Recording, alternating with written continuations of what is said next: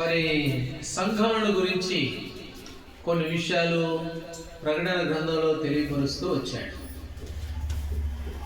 ఆయన సంఘము కొరకై తన ప్రాణాన్ని పెట్టాడు, సంఘాన్ని రక్షించుకున్నాడు, సమకూర్చుకున్నాడు. ఆ సంఘ క్షేమం కొరకై తన దాసులను దేవుడు ఏర్పాటు చేసుకుంటూ వచ్చాడు.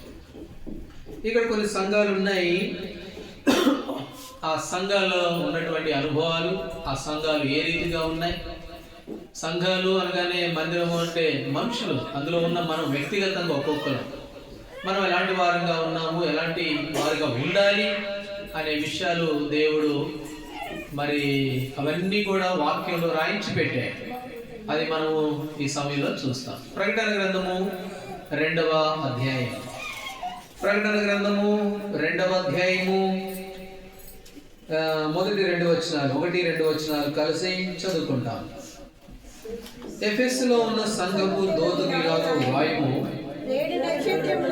తన కుర్చీగ పట్టుకొని 7 దీపస్తంభం మధ్య సంచరించువాడు నీ క్రియలను, నీ కష్టమును, నీ సహనమును నేను ఎరుగుదును.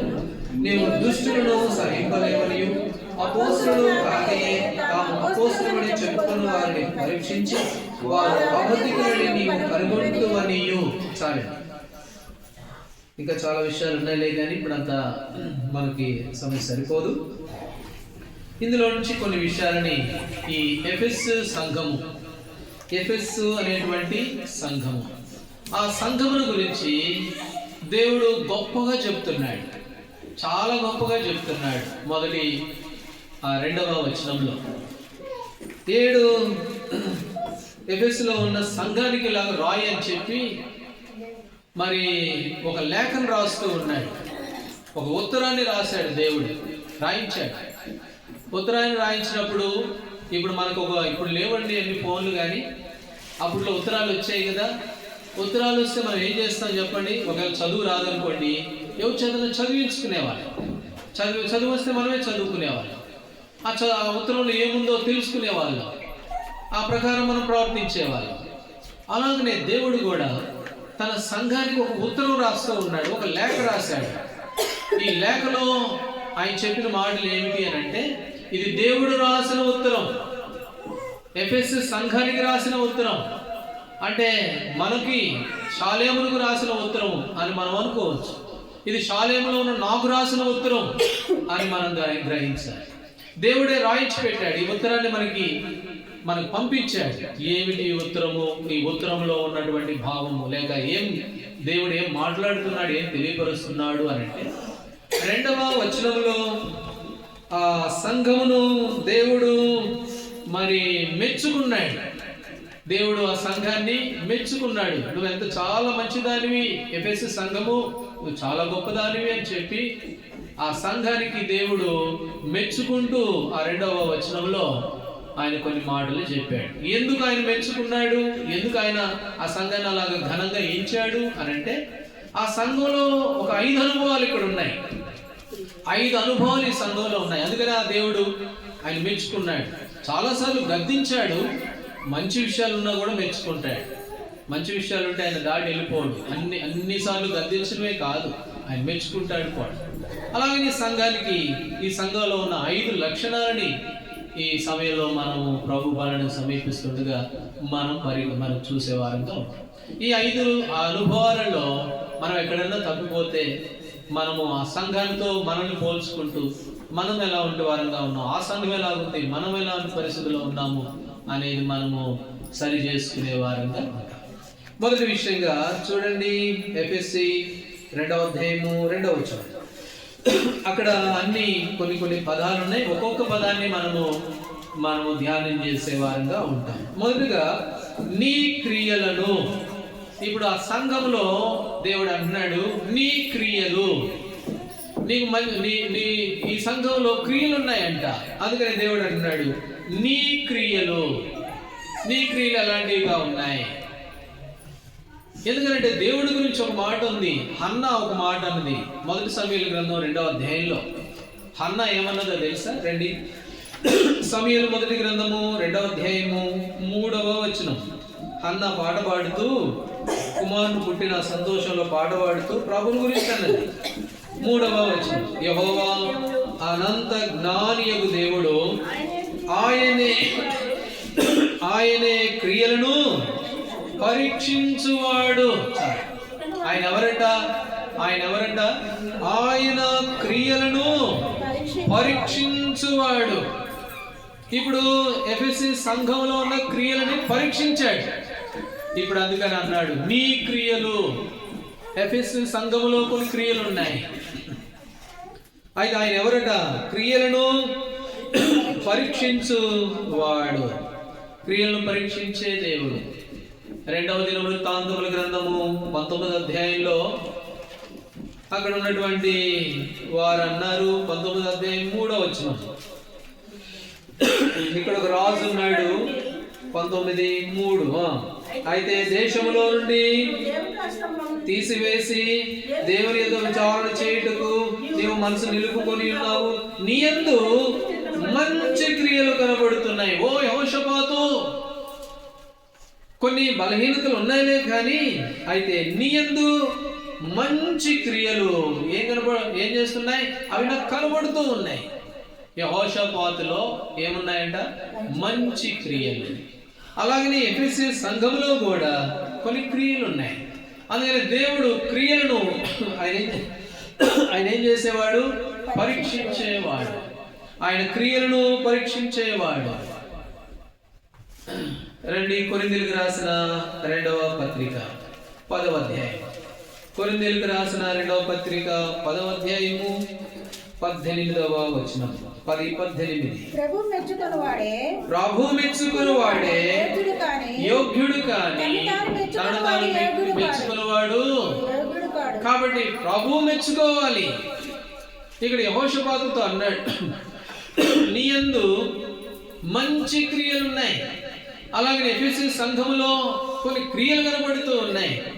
ప్రభు మెచ్చుకునేవాడు యోగ్యుడు. ప్రభు మెచ్చుకోవాలి, మనల్ని గమనించాలి. ఆయన క్రియలను పరీక్షించువాడు. ఆయన కీర్తన 23లో రాయబడింది, అంతరంద్రియములను ఆయన శోధించేవాడు. మన క్రియలను పరీక్షిస్తాడు, మనల్ని గమనిస్తాడు. ఆయన చెప్పగలగాలి, ప్రభు నీ యందు నాకు మంచి క్రియలు కనబడుతూ ఉన్నాయి. అది ప్రభు మెచ్చుకోవాలి. ఈ విధంగా ప్రభు మెచ్చుకునేవాడు ఎవరంట? యోగ్యుడు. మనల్ని మనం మెచ్చుకోవడం కాదు, ప్రభు మెచ్చుకునేవాడు ఎవరట? అయితే క్రొత్త నిబంధనలో కొంతమంది ఉన్నారు. యోహాను సువార్త 12వ అధ్యాయంలో వారిని గురించి ఏమని రాయబడిందంటే, వారు దేవుని మెప్పు కంటే మనుషుల మెప్పునే ఎక్కువగా కోరారంట. దేవుని మెప్పు కంటే మనుషుల మెప్పునే కోరారు. అందుకనే మనుషులు ఎదుట ఒక రకంగా మనుషుల్ని సంతోషపెట్టాలని, మనుషుల్ని ఆనందపరచాలని. కాబట్టి వారు దేవుని మెప్పు కంటే మనుషుల మెప్పునే కోరినవారు. దేవుడు అంటున్నాడు, యెహోషాపాతు అన్నాడు, నీ యందు మంచి క్రియలు కనబడు. వాడు క్రియలను పరిశీలించే దేవుడు. అందుకనే ఇర్మియా గ్రంథం 7వ అధ్యాయంలో అంటాడు, ఇర్మియా గ్రంథం 7వ అధ్యాయము 3వ వచనం. ఇర్మియా గ్రంథం 7వ అధ్యాయము 3వ వచనం. సెలవిచ్చుచున్నాడు, మీ మార్గములను మీ క్రియలను దిద్దుకొనుడి. మీ క్రియలను దిద్దుకొనుడి. కాబట్టి దేవుని బల దగ్గర సమీపిస్తుండగా మనం పరీక్ష చేసుకోవాలి. యెహోషాపాతు జీవితంలో మంచి క్రియలు కనబడ్డాయి. అయితే ఇప్పుడు మన క్రియలు అలాంటివిగా ఉన్నాయి. మన దేవుడు క్రియలను పరిశీలించే దేవుడు, పరీక్షించే దేవుడు. కాబట్టి ఎలాంటి క్రియలు కలిగి ఉన్నాం? ఎఫెసీ సంఘము ఇంకా చాలా విషయాలు ఉన్నాయి, అవన్నీ కూడా మంచి లక్షణాలంట. ఎఫెసీ సంఘం దేవుడు చెప్పాడమ్మా, నీ క్రియలు, నీ కష్టము, నీ సహనము ఇవన్నీ నేను ఎరుగుదును అని అన్నాడు. కాబట్టి ఆయన మన క్రియలు పరీక్షిస్తాడు, పరిశోధిస్తాడు. కాబట్టి మన క్రియలు ఎలాంటివిగా ఉన్నాయి. ఒకవేళ ఏమన్నా మన క్రియలు సరిగా లేకపోతే ఇర్మియా గ్రంథం 7:23 చెప్పినట్లు మీ క్రియలను దిద్దుకోండి. ప్రభు చూస్తాడు, ఆయన పరిశీలించే దేవుడు. యాకోబు రాసిన పత్రిక 2వ అధ్యాయం 14వ వచనంలో నాకు విశ్వాసం ఉందండి అని అంటే, ఆ విశ్వాసం అతన్ని ఏం చేయదంట? రక్షింపలేదు. చదవండి ఆ మాట. యాకోబు రాసిన పత్రిక 2వ అధ్యాయము 14వ వచనం. నా సహోదరులారా, క్రియలు లేనప్పుడు ఎవడైనను విశ్వాసము కలదని చెప్పిన ఎడల ఏం ప్రయోజనం? అతన్ని రక్షింపగలదా? ఇప్పుడు అంటున్నారు వాళ్ళు. ఇక్కడ చెబుతున్నాడు భక్తుడు, సహోదరులారా, క్రియలు లేకుండా, ఈ క్రియలు అనేవి లేకుండా, ఏమి లేకుండా, మంచి క్రియలు అనేవి లేకుండా నాకు విశ్వాసం ఉందండి, నాకు బాగా బలమైన విశ్వాసం ఉందండి, నేను ప్రభు బిడ్డనండి అని చెబితే ఆ విశ్వాసం అతన్ని రక్షించగలదా? ఎంత మాత్రం కూడా రక్షించలేదు. ఇదే అధ్యాయం 26వ వచనంలో అంటాడు, క్రియ లేని విశ్వాసము చచ్చిన దాంతో సమానం. అందుకనే చచ్చిపోయింది మనకి ఏం సహాయపడదు. కాబట్టి మన విశ్వాసం రక్షించలేదు. అయితే ఏముండాలా? క్రియ కలిగిన విశ్వాసం. అందుకని మీ క్రియలు ఆయన పరీక్షించే దేవుడు, పరిశోధించే దేవుడు కనుక మీ క్రియలు దిద్దుకొనుడి. ఇర్మియా గ్రంథంలో ఈ ఎఫెసీ సంఘములో ఎలాంటిగా ఉందంటే క్రియలు కలిగిన సంఘము, మంచి క్రియలు కలిగిన సంఘము. చాలా పనులు చేశారు వాళ్ళు కూడా, చాలా మంచి మంచి కార్యాలు చేశారు. అందుకని దేవుడు ఆ మాట అన్నాడు ప్రకటన గ్రంథం 2వ అధ్యాయంలో, నీ క్రియలను. కాబట్టి ఎఫెసీ సంఘములో మంచి క్రియలు కలిగిన సంఘము అనేది మొదటి తలంపులో మనం చూస్తాం. ఈనాడు మన క్రియలు ఎలా ఉన్నాయి? ఆయన క్రియలను పరీక్షించే దేవుడు. విశ్వాసం ఉందండి, నా దగ్గర క్రియలు లేవు అని అంటే ఆ విశ్వాసం మనల్ని రక్షించలేదు. ఒకవేళ ఏమైనా దేవునికి అయిష్టమైన క్రియలుంటే అవి దేవుని దగ్గర దిద్దుకోవడం ఎంతో ప్రాముఖ్యము అని. సరే, రెండో విషయానికి వెళ్తే, ఈ ఎఫెసీ సంఘములో ఒకటి క్రియలు కలిగిన సంఘము, రెండోది నీ కష్టమును దేవుడు అన్నాడు. ఇప్పుడు ఎఫెసీ సంఘం అంట కష్టపడే సంఘం అంట. అందుకనే దేవుడు మెచ్చుకున్నాడు. పుట్టుటికి ఎందుకు మెచ్చుకుంటాడు? ఓ నీ క్రియలు కలిగిన సంఘం, మంచి క్రియలు నీ ఎందుకు కనబడుతున్నాయి నీ యెహోషాపాతు అన్నట్లు ఆ ఎఫెసీ సంఘంలో చాలా మంచి క్రియలు ఉన్నాయి. విశ్వాసమే కాదు, క్రియ కూడా కలిగి ఉంది. రెండోది నువ్వు కష్టపడే సంఘం. నువ్వు నాకు తెలుసు అని ఆ ఉత్తరం రాస్తున్నాడు సంఘానికి దేవుడు చూశాడు, ఆకాశం పరిశీలిస్తున్నాడు. హన్నా అన్నట్లుగా ఆయన పరిశోధిస్తూ ఉన్నాడు, చూస్తూ ఉన్నాడు. చూసి ఈ సంఘంలో మంచి క్రియలు ఉన్నాయి. రెండవదిగా ఈ సంఘం ఎట్లాంటిది అంటే నీ కష్టపడే సంఘము. ఎట్లాంటిదంటే ఈ సంఘము కష్టపడే సంఘం. ఎఫెసీలకు రాసిన పత్రిక 4వ అధ్యాయం, ఎఫెసీ 4:27వ వచనం చదువు. అపవాదికి చోటు ఇవ్వకుడి, దొంగిల వాడికి మేడ దొంగిలిక, అక్కరగల వారికి పంచిపెట్టుటకు వీలు కలుగు నిమిత్తము తన చేతులతో మంచి పని చేయించు కష్టపడవలెను.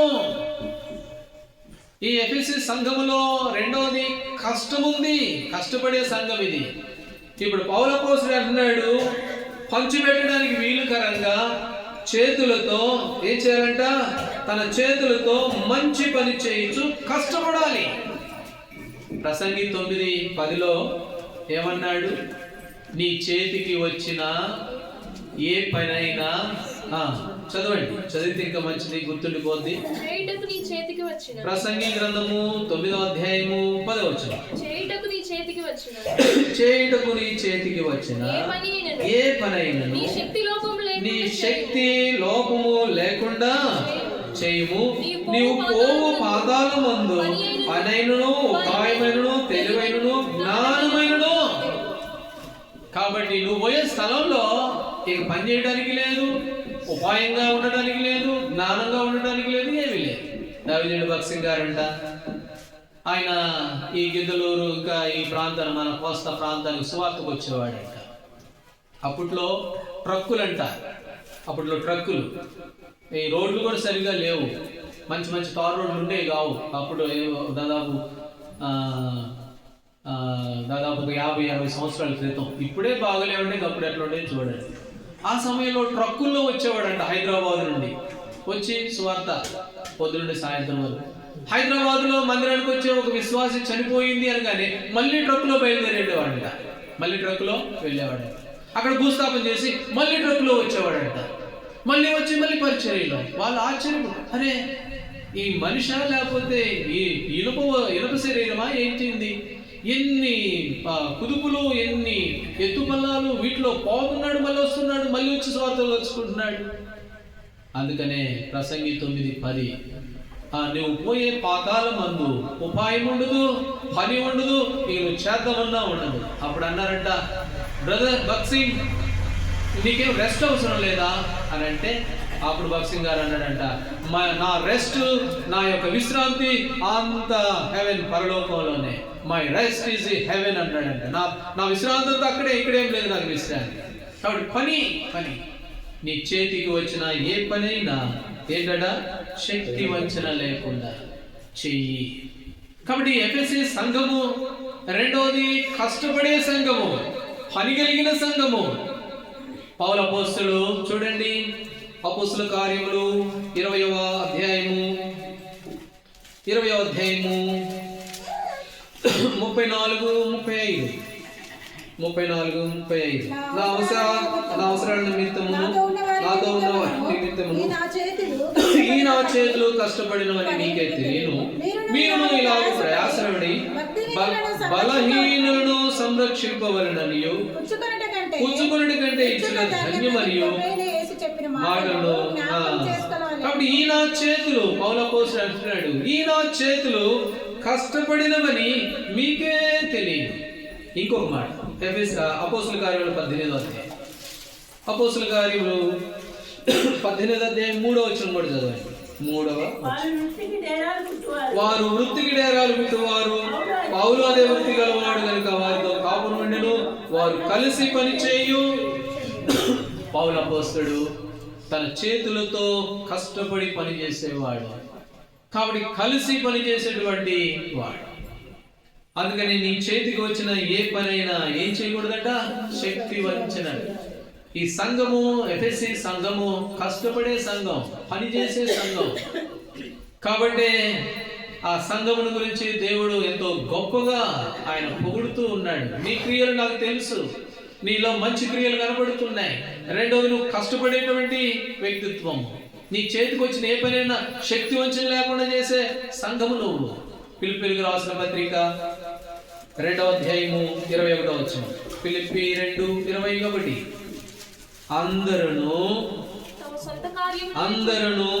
తమ సొంత కార్యములు చూస్తున్నారు కానీ యేసు కార్యమును, అందరూ కూడా ఏం చేస్తున్నారంట, వాళ్ళ సొంత కార్యాలు, వారి కొరకు ఎంత శ్రమ పడుతూ ఉన్నారు. ఈనాడు లోపల చాలా మంది ఒకవేళ ఈ అనుభవమే కనుక మన జీవితాల్లో ఉంటే ప్రభు దగ్గర క్షమాపణ పొందాలి. ఎఫెసీ సంఘము కష్టపడే సంఘం. అయితే ఏం చేస్తున్నారు ఈనాడు ప్రభు బిడ్డలు అని అంటే, మాకు వాళ్ళ కొరకు వాళ్ళు కష్టపడే వాళ్ళు కాదు, చేసుకోవద్దని అన్నట్ల నీ కుటుంబం కొరకు, నీ కొరకు కష్టపడు. అయితే పౌలు అపోస్తలుడు ఏమన్నాడు, మరి తన తోటి వారు ఉన్న వారి కొరకై, సంఘము కొరకై తన చేతులతో కష్టపడుతూ ఉన్నాడు. నీ చేతికి వచ్చిన ఏ పనైనా శక్తి వంచన లేకుండా.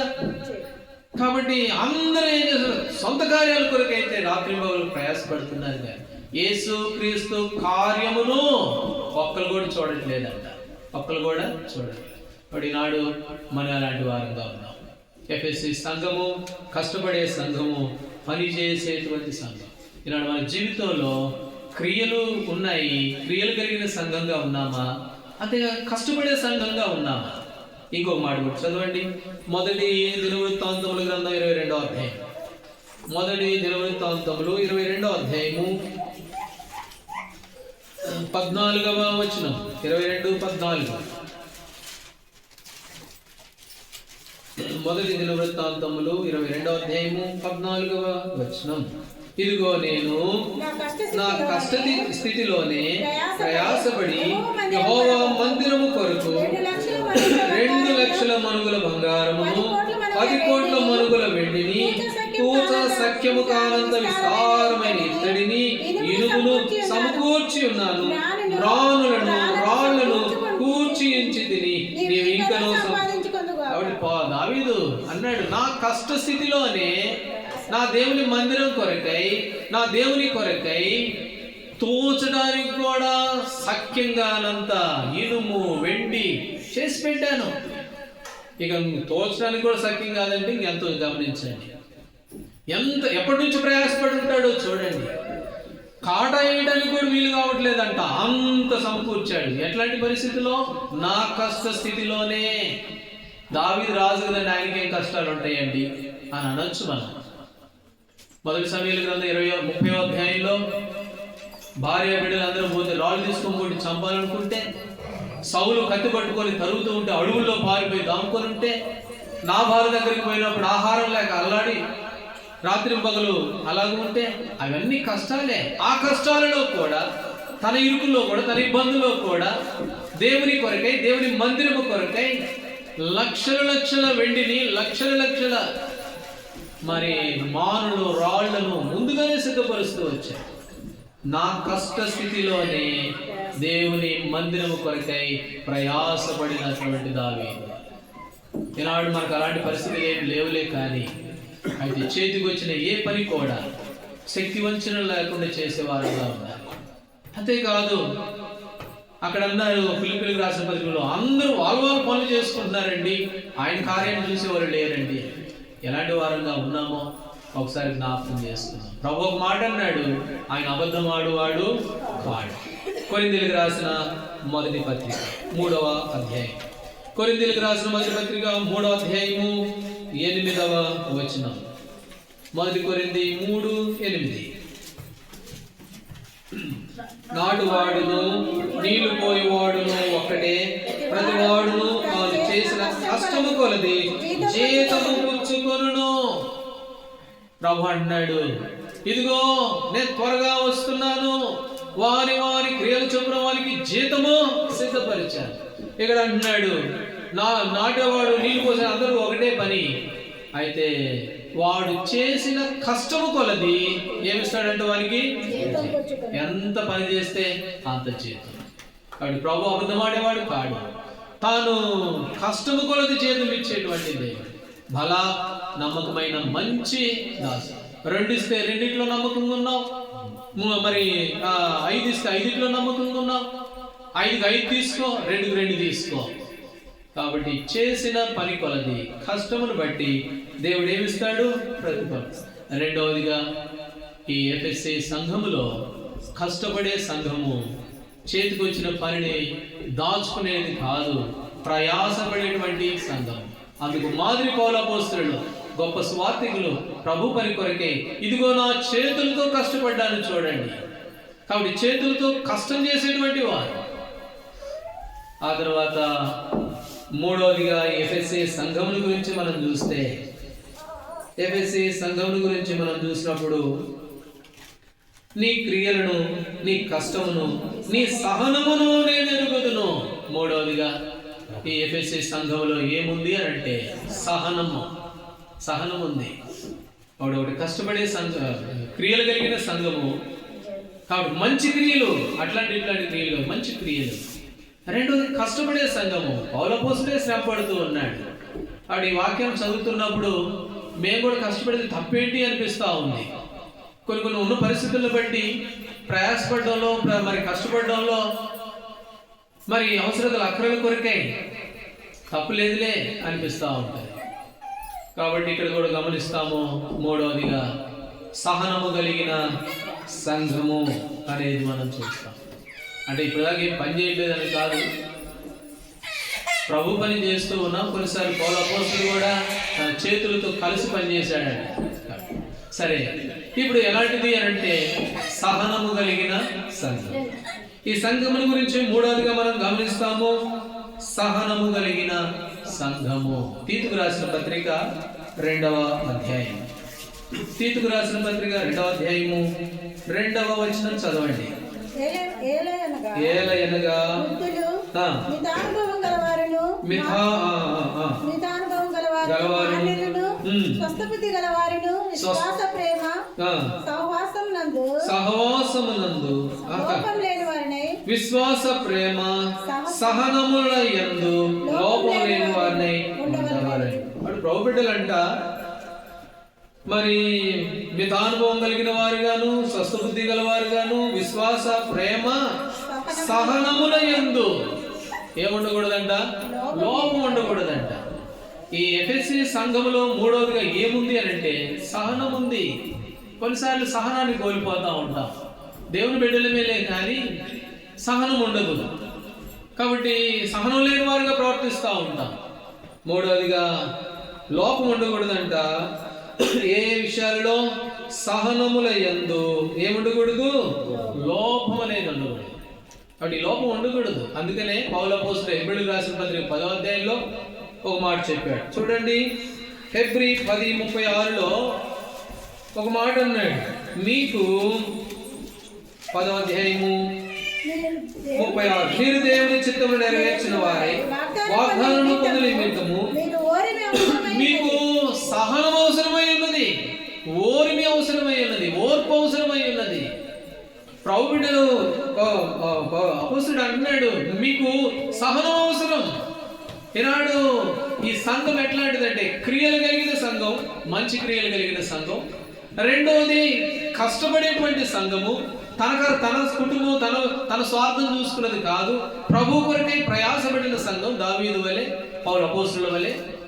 మూడవదిగా ఈ సంఘమునకు ఏముంది అంటే మంచి ఆత్మీయ లక్షణము, సహనము. ఈనాడు పౌలు అపోస్తలుడు అంటున్నాడు, మీకు ఓర్మి అవసరమై ఉన్నది. కాబట్టి ఈ సహనములో ఏముండకూడదంటే లోపం లేని వారుగా ఉండాలి. యాకోబు రాసిన పత్రిక 5వ అధ్యాయం 1వ వచనంలో అన్నాడు, మీరు యోబును గురించి తెలుసుకున్నారు కదా. ఏమన్నాడు? యోబు సహనమును గురించి మీరు వింటిరి కదా. యోబుకి ఎంత సహనం అండి! ఎన్ని పరిస్థితులు వచ్చినాయి యోబు కుటుంబం మీదకి, యోబు మీదకి ఒక్క దినానే ఎన్ని శ్రమలు వచ్చినాయి. అయితే ఏమన్నాడు? యెహోవా ఇచ్చిన, యెహోవా తీసుకోపోయిన దేవుని నామానికి స్తుతి, దేవుని నామానికి ఘనత. ఎక్కడ కూడా మరి సహనాన్ని కోల్పోయిన వాడు. అందుకని అంటాడు, యోబు యొక్క సహనము మీరు ఎరుగుదురు కదా. తిమోతికి రాసిన 2వ పత్రిక 2వ అధ్యాయము 2వ వచనం, 2:2, నీవు అనేకుల సాక్షుల ఎదుట నా వల్ల విన్న సంగతులు ఇతరులకు బోధించను. 2వ తిమోతి 2:12 చదవండి, క్షమించండి, 12. సహించిన వారమైతే ఆయనతో కూడా, సహించిన వారమైతే, సహనం కలిగిన వారమైతే మనం కూడా ప్రభుతో పాటు ఉండేది. ఇంకా ఇంకొక మాట కూడా అన్నాడు, ఫిలిప్పీలకు రాసిన పత్రిక 4వ అధ్యాయము 5వ వచనం, ఫిలిప్పీ 4:5. మీరు సహనమును, మీ సహనమును సకల జనులకు ప్రభు సమీపంగా ఉన్నాడు. ప్రభు త్వరగా రాబోతున్నాడు కనుక మీ సహనము నీలోనే దాచిపెట్టుకోవడం కాదు, అందరికీ తెలియజేయి. నువ్వు ఎంత సహనం కలిగిన వాడువో, ఎంత సహనవంతురాలువో.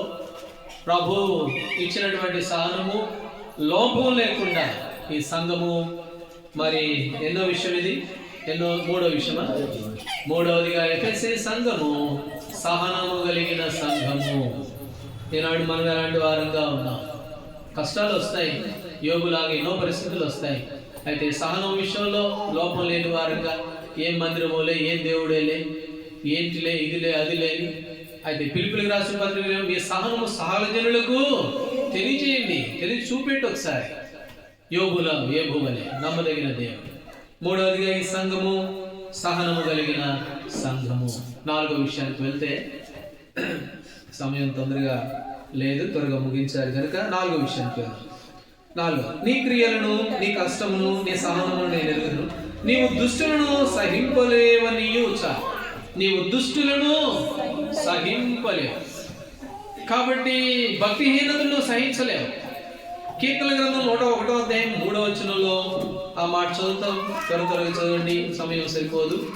101వ కీర్తన 3వ వచనం, నా కనుల ఎదుట ఏ దుష్కార్యము ఉంచుకొనను, భక్తి మార్గం తొలగిన వారి క్రియలు నాకు అసహ్యములు, అవి నాకు అంటనీయను. ఏమంటున్నాడు? భక్తిహీనులు వారి ఆ ప్రవర్తనలు అవన్నీ నేను ఏం చేయను అంటని. కాబట్టి ఏ దుష్కార్యం కూడా నా కళ్ళు ఎదుట ఉంచుకోను. ఈ సంఘము 4వదిగా మరి దుష్టులను సహించలేని సంఘం, భక్తిహీనతను దూరం పెట్టిన సంఘం. ఇక్కడ భక్తుడు అంటున్నాడు, కాబట్టి నా కళ్ళు ఎదుట ఏది ఉంచుకోను, భక్తి మార్గం తొలగిపోయిన వారు ఉంటారు కదా, వారి మార్గము నాకు అసహ్యం, వారి క్రియలు నేను అంటుకోలేను. ఒక సామెత ఉంది లోకంలో, 6 నెలలు స్నేహం చేస్తే వీరు వారు అవుతారంటే వారు వీరు అవుతారంట.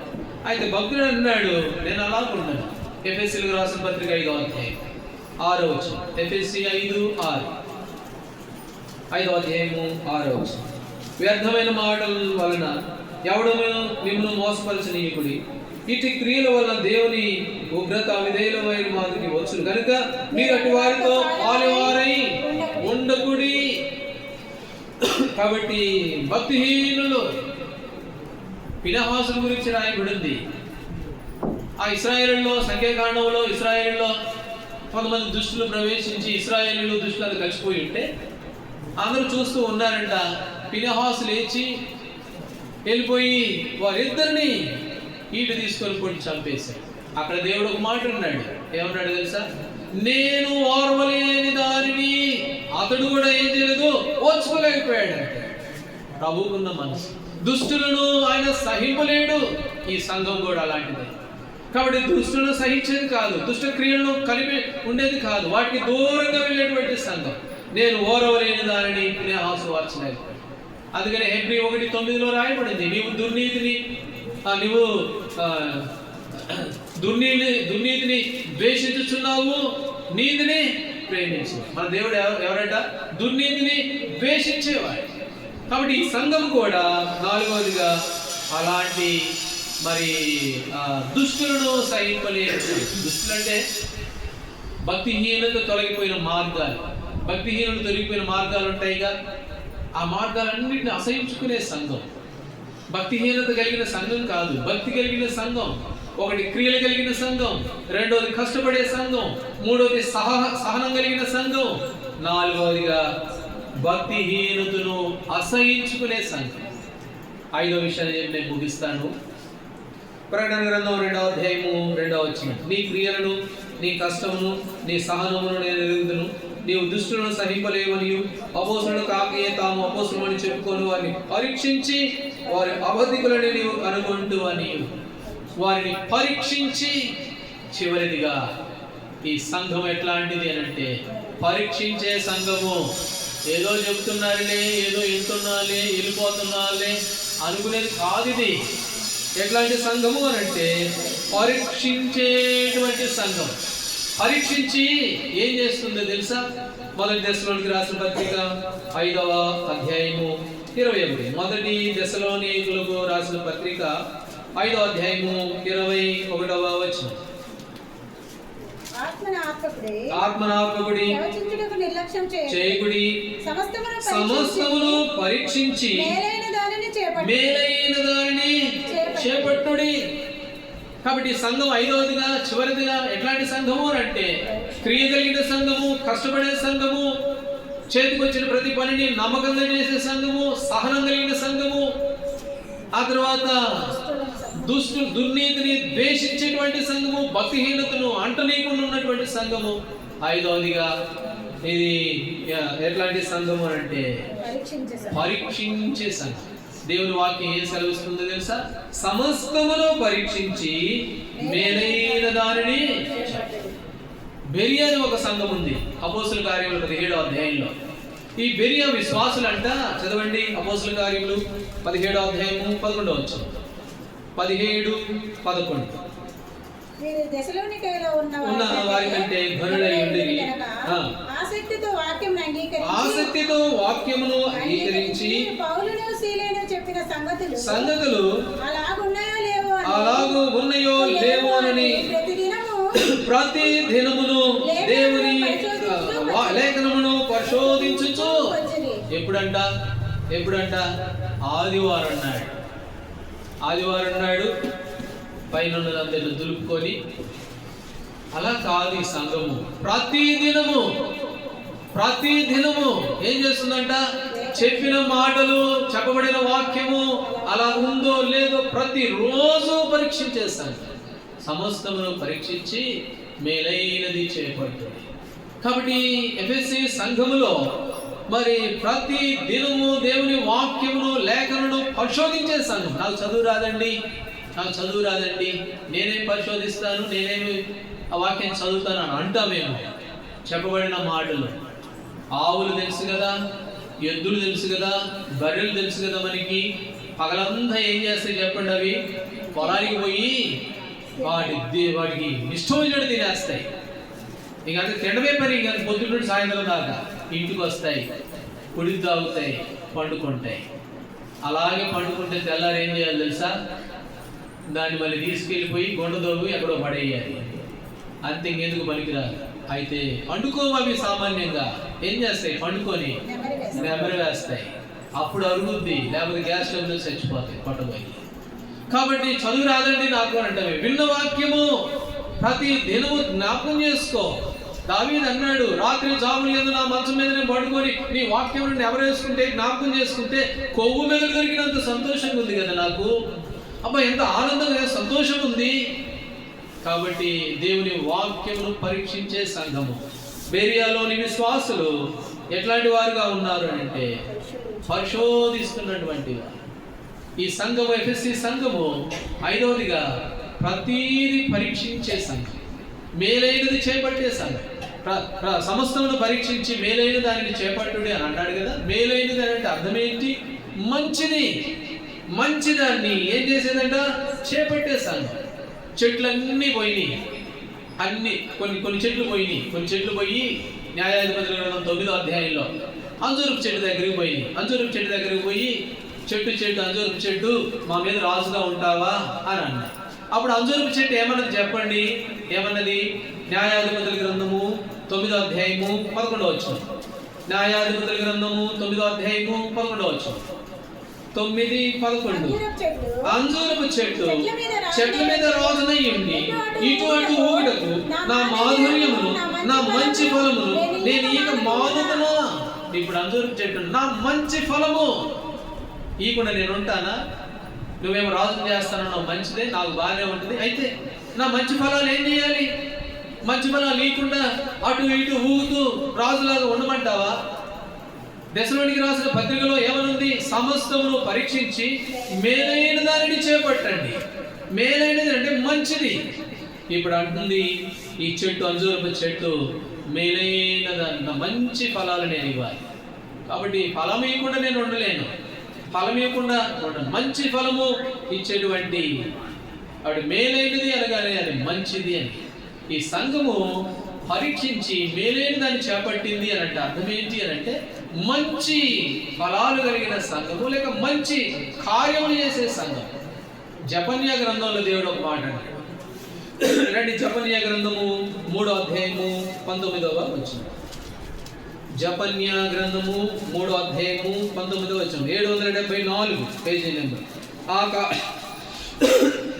ఆ కాలమున నిన్ను హింసపెట్టి వారిని అందరూ నేను శిక్షించును, కుండి చోటు నడుచు వారిని నేను రక్షించును, చెడగొట్టబడిన వారిని సంపూర్చును, ఏ దేశంలో వారికి అవమానం ఉందిరో అక్కడ నేను వారికి ఖ్యాతిని మంచి పేరును. కాబట్టి మంచి పేరు, ఖ్యాతిని దేవుడు తీసుకొస్తూ ఉన్నాడు. ఈనాడు మనకి ఈ సంఘానికి ఇచ్చాడు దేవుడు ఇది ఏమిటి అని అంటే ఖ్యాతిని మంచి పేరు. కొంతమంది అంటుంటే విన్నాను నేను, అయ్యా అప్పుడెప్పుడో దేవసాయం గారు ఉన్నప్పుడు చూసాంలే కానీ ఈ విధమైన సువార్త మళ్ళీ ఇంతవరకు ఎప్పుడు మేము చూడలేదు. అప్పుడెప్పుడో దేవసాయం గారు ఉన్న ఆ దినాల్లో స్వార్థం లేకుండా ఆ పెట్రోమార్స్ లైట్లు భుజాన నెత్తిని పెట్టుకొని తిరిగి చేశారు. ఆ దినాల్లో చూసాం కానీ ఇలాంటి సువార్త ఈ దినాలు ఎప్పుడు మేము చూడలేదు. కాబట్టి మీకు మంచి ఖ్యాతిని మంచి పేరును కలుగు చేస్తారు. దేవుడు మంచి పేరు కలుగు చేయడానికే లోకంలో నుంచి సమకూర్చుకున్నాడు, చెదిరిపోయిన వారిని సమకూర్చాడు, సంఘంగా మనల్ని ఏర్పాటు చేశాడు. అయితే ఇప్పుడు ఈ అంజూరపు చెట్టు ఏమంటుంది? నేను మంచి ఫలాలు ఇవ్వకుండా నేను ఉంటానా? నేను ఎందుకుంటాను?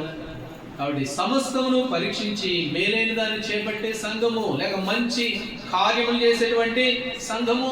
2వ రాజుల గ్రంథంలో ఇద్దరు కుష్టు వ్యాధులు ఉన్నారు. ఆ ఇద్దరు కుష్టు వ్యాధులు డబ్బు సంపాదించుకుంటూ ఉన్నారు. ఆ గుడారంలోకి పోయారు, బంగారం తెచ్చుకున్నారు. ఈ గుడారంలోకి పోయారు, డబ్బులు తెచ్చుకున్నారు. ఇంకో దాంట్లోకి పోయారు, బట్టలు తెచ్చుకున్నారు. ఇంకో దాంట్లో పోయి ఆహారం తెచ్చుకున్నారు. 5 తీసుకెళ్ళి దాచిపెట్టుకున్నారు. అట్లా జరుగుతూ ఉంది. ఆ గుడారంలో పోయి డబ్బులు, ఈ గుడారంలో బట్టలు, వీళ్ళు అన్నీ తెచ్చుకున్నారు, ఆహారం తెచ్చుకున్నారు. అందులో ఒకడు అన్నాడు, ఒరేయ్ మనం చేయనది మంచి పనిగా. 2వ రాజుల గ్రంథము 7వ అధ్యాయం 9వ వచనం. 2వ రాజుల గ్రంథం 7వ అధ్యాయం 9వ వచనం. వారు మనము చేయనది మంచి పని కాదు. చాలండి, అంతవరకు చాలు. మనము చేయనది మంచి పని కాదు. ఈరోజు శుభవార్త, ఇది అందరికి చెప్పాల్సిన దినం. అంటే మన వరకే మనం చూసుకుంటూ, మన వరకే సంపాదించుకుంటూ, మన వరకే దాచుకోవడం, ఇది ఎంత మాత్రం కూడా మంచిది కాదు. యేసు ప్రభువారు ఒక మాట అన్నాడు మత్తయి సువార్త 26వ అధ్యాయంలో. మత్తయి సువార్త 26వ అధ్యాయం 10వ వచనం. 26:10. త్వరగా ముందుకెళ్ళాలి, చదువు. 26వ అధ్యాయం 10. యేసు ఆ సంగతి తెలుసుకొని, ఈ స్త్రీ నా విషయమై ఒక మంచి కార్యము చేసి. ఇప్పుడు అక్కడ ప్రభు ఉన్నాడు ఆ ఇంట్లో. ఒక ఆమె వెళ్ళి తన మిక్కిలి విలువగల అత్తరుబుడ్డి, విలువైన అత్తరుబుడ్డి, అది మిగతా స్వార్థలో రాయబడింది 300 దేనారాలు, అంటే దాదాపు వేలల్లోనే. కాబట్టి అంత అత్తరుబుడ్డిని పగలగొట్టేసి ఆయన పాదాల మీద పోస్తే వాళ్ళందరూ కొనుక్కుంటున్నారంట, సొనుక్కుంటున్నారు. ఎందుకు ఇంత నష్టం చేస్తుందేమని. అప్పుడు ప్రభు ఏమన్నాడు, ఈమె నా విషయమై మంచి కార్యం చేసింది. ప్రభువు చేసేది ఏమిటి అంటే అది మంచి కార్యం. ఈ సంఘము పరీక్షించి మంచి కార్యములు కలిగిన ఎఫెసీ సంఘం. ప్రభు కొరకు మనం చేసే ఏ పనైనా కూడా అది దేవునికి ఎలాంటిది, అది మంచిది. ప్రభు అన్నాడు, అది నష్టపరిచేది వాళ్ళంటే కాదు, నష్టం చేయాలి. మీరు అనుకుంటున్నారు నష్టపరిచారని. అక్కడ కింద పోస్తే ఏమొస్తుందండి, వేలిపిస్తే ఏమొస్తుందండి అని మీరు అనుకుంటున్నారు. లేదు, ఈమె నా విషయమై మంచి కార్యము చేస్తుంది. ప్రసంగిలో ఒక మాట చదువుతాం రండి. ప్రసంగి గ్రంథము 9వ అధ్యాయము 15వ వచనం. ప్రసంగి 9:15. ప్రసంగి గ్రంథం 9వ అధ్యాయము 15వ వచనం.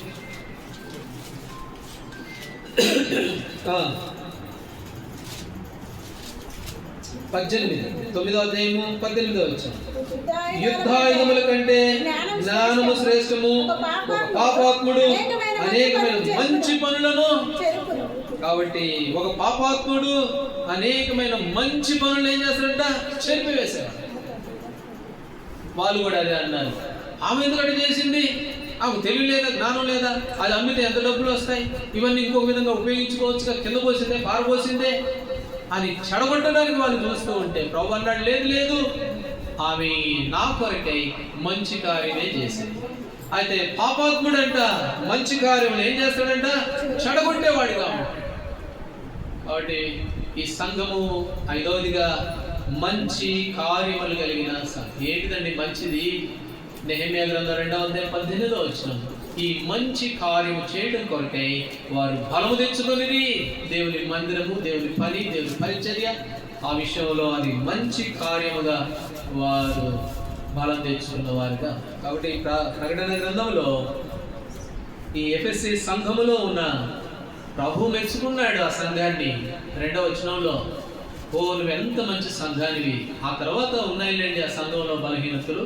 ఆ ఉత్తరంలో మొదటి మాటలో మాత్రం ఆ సంఘాన్ని మెచ్చుకున్నాడులే, కానీ ఆ తర్వాత కింది భాగానికి వెళ్తే ఆ సంఘంలో ఉన్న బలహీనతలు కూడా ఉన్నాయి. వాటి విషయం కూడా దేవుడు వారిని గద్దించాడు. అయితే ఈ మంచి విషయాల గురించి వారిలో మనం చూస్తూ వచ్చాము. ఏమిటి అని అంటే, ఒకటి క్రియ కలిగిన సంఘము. నాకు విశ్వాసం ఉందండి, క్రియలు లేవంటే నీ విశ్వాసము నిన్ను ఏమాత్రం కూడా రక్షించలేదు. క్రియ కలిగి లేకపోతే ఆ విశ్వాసం. అందుకనే అన్నాడు ప్రభు, ఆయన క్రియలు పరీక్షించువాడు, పరిశోధించువాడు. మీ క్రియలను దిద్దుకోండి అని అంటే, ఒకవేళ ఏదైనా పొరపాట్లు ఉంటే వాటి మళ్ళీ దిద్దుకో, మళ్ళీ మంచి క్రియల్లోకి రా. కాబట్టి క్రియ కలిగిన సంఘము. 2వది తన చేతులతో కష్టపడే సంఘం. చేతికి వచ్చిన ఏ పని కూడా శక్తి వంచన లేకుండా చేసే సంఘం, ప్రయాసపడే సంఘం. 3వ సహనం కలిగిన సంఘము. సకల జనులకు తెలియపరిచే సంఘం. సంఘం వెలుపటి వారి ఎడల మీ సహనమును కనపరచండి అని అంటాడు. వెలుపటి సంఘంలో ఉన్నప్పుడే కాదు సహనము, కాబట్టి బయటికి వెళ్ళినప్పుడు కూడా సహనం కలిగిన సంఘం ఇది. అనేకులకు తెలియపరిచే సంఘం. సంఘం అంటే అక్కడెక్కడో లేని బెత్లెహేములో ఎఫెసీ అనే పట్టణంలో ఉంది, ఆ సంఘం గురించి అనుకోవద్దు. షాలేములో ఉన్న నువ్వునే మన సహనం, మన క్రియలు, మన కష్టము, చేసిన కష్టాన్ని బట్టి తప్పకుండా ప్రభు ప్రతిఫలం ఇస్తాడు. ఎంత పని చేస్తే అంత. కాబట్టి మూడవదిగా సహనం కలిగిన సంఘము. నాలుగవదిగా ఏ సంఘం అంట? ఇది దుష్టక్రియలు కానీ దుష్టవి కానీ అటువంటి అన్నిటిని అంటుకోకుండా భక్తిహీనంగా దూరంగా ఉన్న సంఘం. ద్వితీయోపదేశకాండంలో ఉందన్నమాట. నా జనులు వారు చాలా ప్రత్యేకంగా ఉంటారు అని. ఇప్పుడు సమయం లేదు, సరిపోదు. ఐదవదిగా ఆ సంఘము ఎట్లాంటిదంట? మంచి పరిశోధించి పరీక్షించి మంచి కార్యాలు చేసే సంఘం, అటు ప్రోత్సాహపరిచే సంఘము. ఇలాగే ఆ ఎఫెసీ సంఘంలో 5 అనుభవాలను దేవుడు చూశాడు. 5 అనుభవాలే కదా, ఇంకా కొన్ని ఉన్నాయిలే, కానీ మనం చూసాము ఈ దినం 5 అనుభవాలు.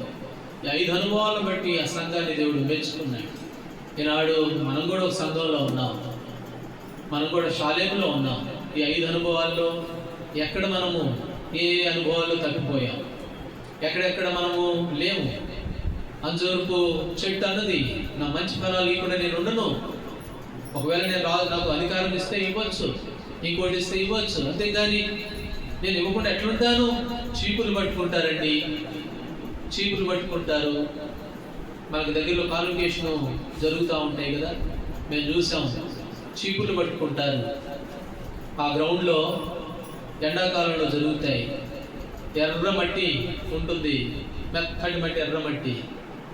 ఇప్పుడు వచ్చినాయి మాస్కులు, అప్పుడు లేవు. మాస్క్ అంటే ఏంటో కదా తెలియదు. అప్పుడు కరోనా వచ్చిన తర్వాత మాస్క్ అనేది ఏర్పడి ఇప్పుడు అందరం పెట్టుకున్నాం. ఆ ఫైట్ చేయగలి ఇట్లా పెట్టుకొని పొలాల చీపులు తీసుకొని ఊడుస్తూ ఉంటుంది, దుమ్ము లేచిపోతూ ఉంటుంది. ఎవరో తెలుసా ఊడ్చేది? ఎంఆర్ఓ. మరి పెద్ద పెద్ద వాళ్ళు మంచి మంచి ఉద్యోగస్తులు. మన ఆదివారం, మన డిసెంబర్లో మనం చూసాం కదా, మంచి ఉద్యోగస్తులు రోడ్డు మీద పేడ లేదు, మట్టి లేదు, బురద లేదు, మోకరించేశారు. వాళ్ళంతా ఉద్యోగస్తులు, మనకంటే గొప్ప వాళ్ళే. కాబట్టి ఆ సంఘము అలాంటి అనుభవాలు కలిగి ఉంది. అందుకనే మంచి కార్యములు చేసే సంఘం అది, మంచి పనులు చేసే సంఘం, అలసిపోని సంఘం. నాడు మనం ఎలాంటి వారంగా ఉన్నాం? మనం ఎట్లుంటుందంటే, ఆ నీళ్ళలోకి పోతే నా బట్టలు తడిచిపోతాయి, ఊడిస్తే ఏమో తుమ్ములు వస్తాయి, ఏదంతా చేస్తే అట్లా ఉంది, తెల్ల బట్టలు మసంటుంది, అట్లుంటాం మనం. కాబట్టి ఈ సంఘం అట్లాంటిది కాదు. ప్రయాసపడి ప్రభు కొరకే శ్రమపడిన సంఘం. మేము కూడా చూసి ఎంతో మందిని, దేవుని బిడ్డలు వారి విద్యను పక్కన పెట్టారు, వారి ఆరాధన పక్కన పెట్టారు, వారి స్థాయిని పక్కన పెట్టారు. ప్రభు పనిని ఎంతో సంతోషంతో శ్రద్ధగా చేసేవారు. నేను మనం ఎలాంటి వారంగా ఉన్నాం? ఎఫెసీ సంఘంలో ఉన్నాం, షాలేములో ఉన్నాం. ప్రభు విషయంలో, ప్రభు పని విషయంలో మన ఆత్మీయ జీవితాలు ఎలా ఉన్నాయి ఒకసారి పరీక్ష చేసుకుందాం. లోకంలో ఎవరికి లేని భాగ్యం ఇచ్చాడు కదా, మనల్ని భాగ్యవంతులుగా చేయడం కొరకే తన భాగ్యాన్ని విడిచిపెట్టాడు కదా ప్రభు వారు. ఎంత భాగ్యం ఇచ్చాడు! ఎవరికి లేదు ఈ భాగ్యం. మనం అనుకుంటాం ఇది భాగ్యం కాదండి, పెద్ద తల్లెప్పండి అని అనుకుంటూ ఉంటారు చాలామంది. అంతసేపు కూర్చోవాలి, ఎంతసేపు ఉండాలి మందిరం అనుకుంటాం. కాదు. ఇక్కడైతే కొన్ని రోజులే కానీ అక్కడ యుగ యుగాలు ప్రభుత్వం ఉండే భాగ్యం ఇది. ఈ భాగ్యంలోకి తెచ్చాడు. అయితే ఆ భాగ్యంలోకి తేబడిన మనం ఎలాంటి వారంగా ఉన్నాం? ఎఫెసీ సంఘంలో ఉన్న మంచి 5 లక్షలు ఇలా మనం కలిగి ఉన్నాము లేమో ఒకసారి పరీక్ష చేసుకుందాం. లేకపోతే ప్రభు అన్నాడు ఇర్మియా గ్రంథం 7వ అధ్యాయంలో, మీ క్రియలను దిద్దుకొనుడి. కాబట్టి దిద్దుకునేటానికి ప్రభు సమయం ఇచ్చాడు, మరొక వారం ఇచ్చాడు. ఈ చివరి వారం, ఈ మాసంలో 2025లో ఈ మొదటి నెలలో చివరి మాసం కనుక కొంత సమయం ప్రభు దగ్గర మనం పరీక్షించుకుందాము. ఒక తీర్మానంలోకి వద్దాం. ప్రభా, నా ఎఫెసీ సంఘంలో నా మంచి లక్షణాలు నాకు అనుగ్రహించు, నేను అలాగే ఉంటాను ప్రభా. ఈ సంవత్సరంలో మొదటి జనవరిలో నేను తీర్మానం చేస్తున్నాను. 31 కాదు, 1వ తారీఖునే కాదు, ఇప్పుడు కూడా తీర్మానం చేస్తున్నాను అని చెప్పి ఒక తీర్మానంతో ప్రభు బల్లని మనం సమీపించే వారంగా ఉంటారు. దేవుడు ఆ విధంగా మనకు సహాయపడతాడు.